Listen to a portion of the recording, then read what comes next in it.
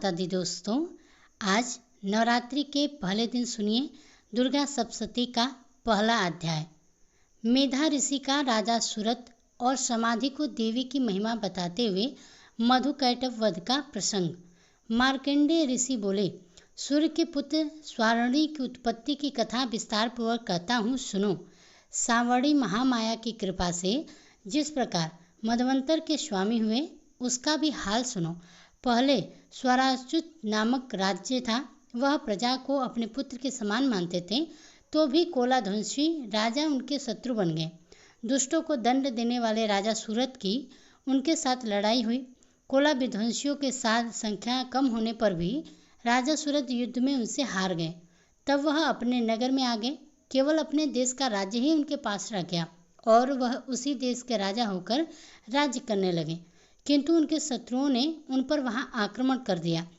राजा को बलहीन देखकर उसके दुष्ट मंत्रियों ने राजा की सेना और खजाना अपने अधिकार में कर लिया। राजा सूरत अपने राज्याधिकार को हार कर शिकार खेलने के बहाने घोड़े पर सवार होकर वहां से एक भयंकर वन की ओर चल गए। उस वन में उन्होंने महर्षि मेधा का आश्रम देखा। वहां मेधा महर्षि अपने शिष्यों तथा मुनियों से सुशोभित बैठे हुए थे और वहां कितने ही हिंसक जीव परम शांति भाव से रहते थे। राजा सूरत ने महर्षि मेधा को प्रणाम किया और महर्षि ने भी उनका उचित सत्कार किया। राजा सूरत महर्षि के आश्रम में कुछ समय तक ठहरे। अपने नगर की ममता के आकर्षण से राजा अपने मन में सोचने लगे कि पूर्व काल में पूर्वजों ने जिस नगर का पालन किया था वह आज मेरे हाथ से निकल गया। मेरे दुष्ट एवं दुरात्मा मंत्री मेरे नगर की अब धर्म से रक्षा कर रहे होंगे या नहीं। मेरा प्रधान हाथी, जो कि सदा मद की वर्षा करने वाला और शूरवीर था, मेरे वैरियों के वश में हो जाने के कारण क्या दुख भो रहा होगा। मेरे आज्ञाकारी नौकर, जो मेरी कृपा से धन और भोजन पाने से सदैव सुखी रहते थे और मेरे पीछे चलते थे, वह अब निश्चय ही दुष्ट राजाओं का अनुसरण करते होंगे और मेरे दुष्ट एवं दुराचारी मंत्रियों द्वारा व्यर्थ ही धन को व्यय करने में संचित किया हुआ मेरा खजाना एक दिन अवश्य खाली हो जाएगा। इस प्रकार की बहुत सी बातें सोचता हुआ राजा निरंतर दुखी रहने लगा। एक दिन राजा सूरत ने महर्षि मेधा के आश्रम के निकट एक वैश्य को देखा। राजा ने उससे पूछा, भाई तुम कौन हो? यहाँ तुम्हारे आने का क्या कारण है और तुम मुझे शोकाग्रस्त अनमने से दिखाई क्यों दे रहे हो? इसका क्या कारण है? राजा के यह नम्र वचन सुन वैश्य ने महाराज सूरत को प्रणाम करके कहा। वैश्य बोला, राजन, मेरा नाम समाधि है। मैं धनियों के कुल में उत्पन्न एक वैश्य हूँ। मेरे दुष्ट इष्टि पुतात्रिगणों के लोभ से मेरा सब धन छीन लिया और मुझे घर से निकाल दिया। मैं इस प्रकार से दुखी होकर इस वन में चला आया और यहाँ पर रहता हुआ मैं इस बात को भी नहीं जानता कि अब घर में इस समय सब कुशल हैं या नहीं। यहाँ मैं अपने परिवार का आचरण संबंधी कोई समाचार भी नहीं पा सकता कि वह घर में इस समय कुशल पूर्वक हैं या नहीं। मैं अपने पुत्रों के संबंध में यह भी नहीं जानता कि वह सदाचारी हैं या दुराचारी में फंसे हुए हैं। राजा बोले कि जिस धन के लोभी स्त्री पुत्रों ने तुम्हें घर से निकाल दिया, फिर भी तुम्हारा चित्त उनसे क्यों प्रेम है? वैश्य ने कहा कि मेरे विषय में आपका ऐसा कहना ठीक है, किंतु मेरा मन इतना कठोर नहीं है।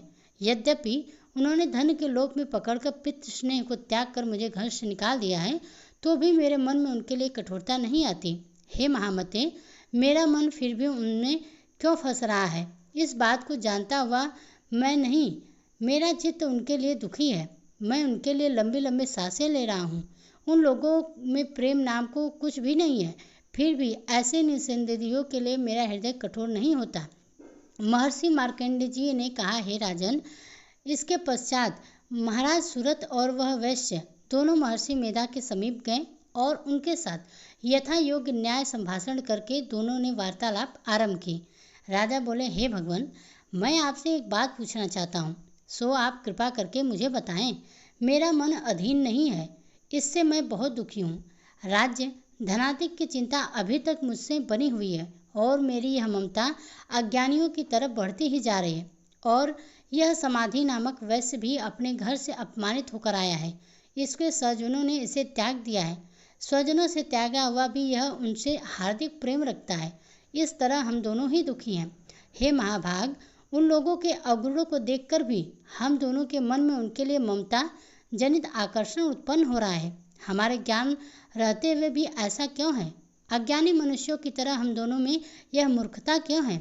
महर्षि मेधा ने कहा कि विषम मार्ग का ज्ञान जब जंतुओं को है, सबरों के लिए विषय पृथक पृथक है, किंतु प्राणी दिन में नहीं देखते और कुछ रात को, परंतु कुछ जीव ऐसे हैं जो दिन और रात दोनों में देख सकते हैं। यह सत्य है कि मनुष्यों में ज्ञान प्रधानता है, किंतु केवल मनुष्य ही ज्ञानी नहीं होता, पशु पक्षी आदि भी ज्ञान रखते हैं।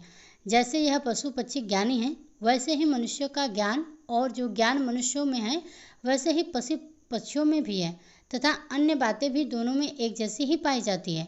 ज्ञान होने पर भी इन पक्षियों की ओर देखो कि अपने भूख से पीड़ित बच्चों की चोंच में कितने प्रेम से अन्न के दाने डालते हैं।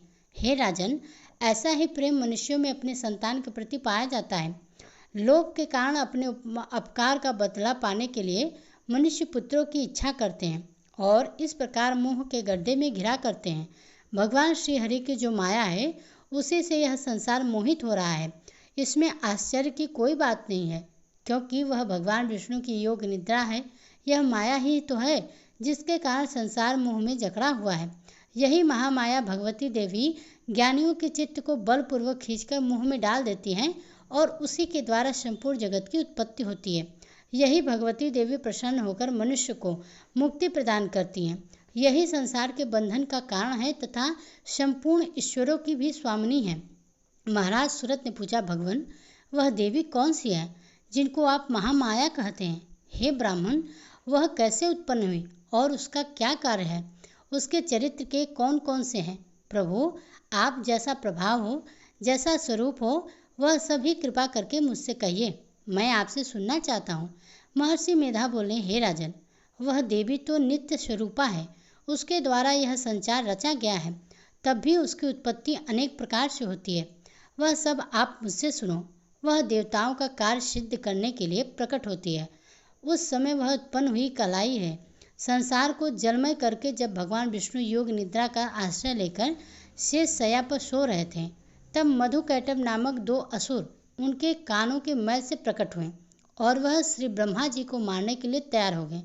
श्री ब्रह्मा जी ने जब उन दोनों को अपनी ओर आते देखा और यह देखा कि भगवान विष्णु योग निद्रा का आश्रय लेकर सो रहे हैं, तो वह उस समय श्री भगवान को जगाने के लिए उनके नेत्रों के निवास करने वाली योग निद्रा की स्तुति करने लगे। श्री ब्रह्मा जी ने कहा, हे देवी, तुम ही स्वाहा, तुम ही स्वधा और तुम ही वशिष्ठकार हो। स्वर भी तुम्हारा है, स्वरूप भी है, तुम ही जीवन देने वाली सुधा हो।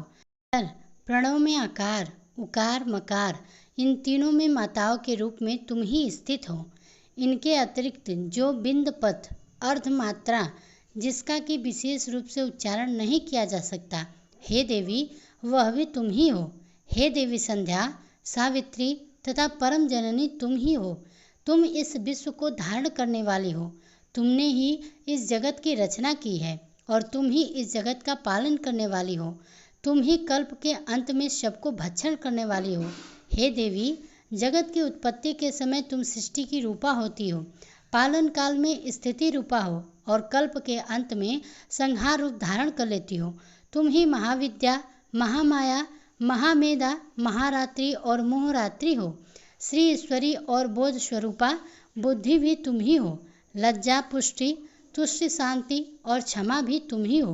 तुम खड्ग धारणी, शूल धारणी, घोर रूपा तथा गदा, चक्र, शंख और धनुष को धारण करने वाली हो।